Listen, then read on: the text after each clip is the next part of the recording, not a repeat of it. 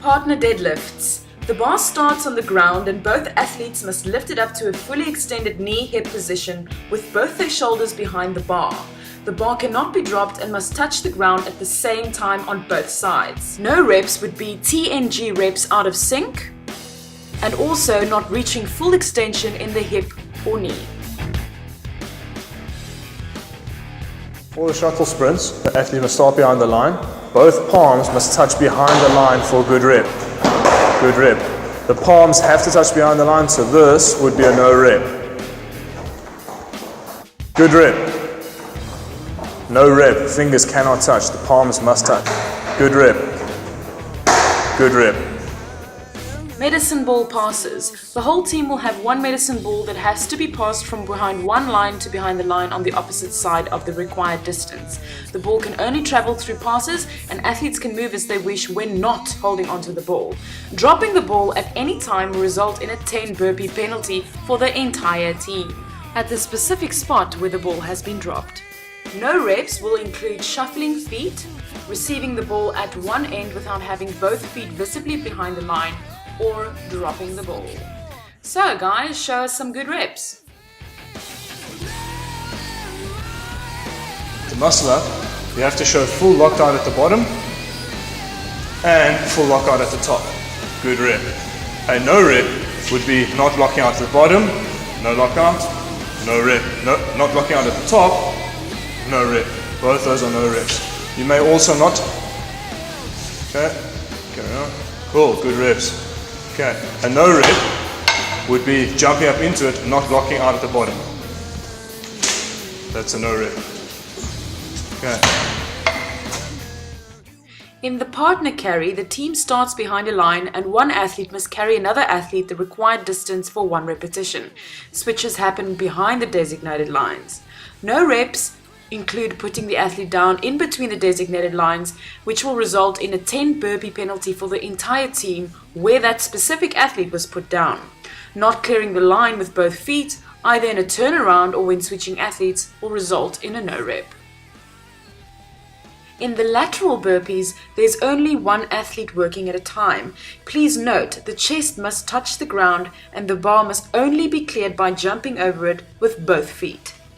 Hip extension is not required. When switching teammates, the new athlete must start on the side of the bar where the last athlete finished a successful rep. No reps would be not hitting the chest to the ground or jumping and or landing with one foot at a time. In the overhead walking lunges, the athlete picks the object up and puts it up over his head. The athlete steps forward and as in any lunge, the back knee must touch the ground and the athlete must reach full extension before moving forward. Good rep. Good rep. Good rep. If the athlete fails to fulfill the requirements of a regular lunge, meaning that the knee does not touch the ground, no rep, step back. If the athlete does not reach full extension at the top of the lunge, no rep, step back. Or if the athlete fails to keep the ball visibly over his head, on top of his head, no rep, behind his head, no rep, in front of his head, no rep. The ball must be visibly over his head. Show us one good rep, please. Good rep.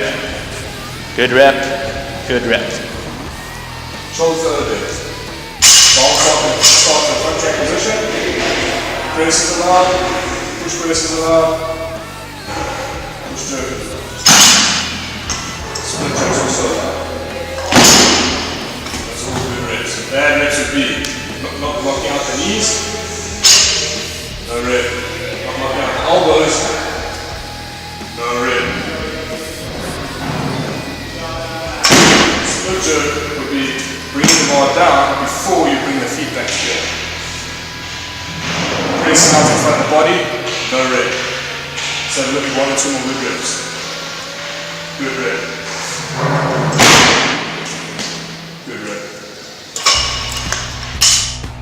In the rope climbs, we're going to have two different movement standards. One for male athlete that we call a butt-to-butt rope climb. The butt-to-butt rope climb starts with the athlete seated down on the ground, feet off the ground, and the feet cannot touch the ground during the entire repetition. From here, the athlete pulls himself up. He can use a foot lock as much as he wants to, and then he needs to climb all the way up and touch his target.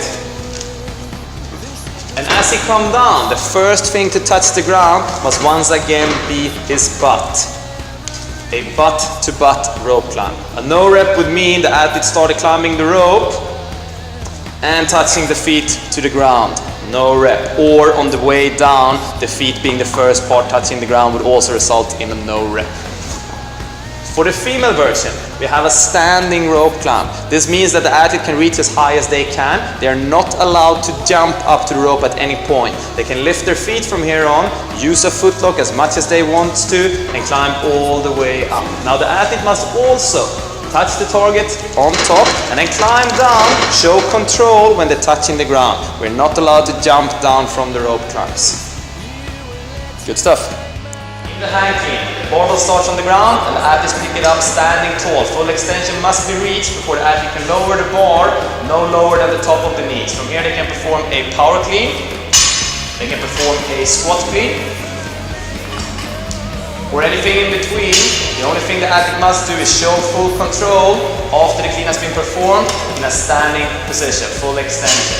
Bad reps, which means that the athlete are putting the bar down below the knees. No rep. Or even letting the bar touch the ground before the required repetitions has been performed. No rep. Another way of getting a no rep would be not standing tall after finishing the clean. Putting the bar down before you're standing tall with the bar on top of your shoulders is a no rep. Show us one good rep, please.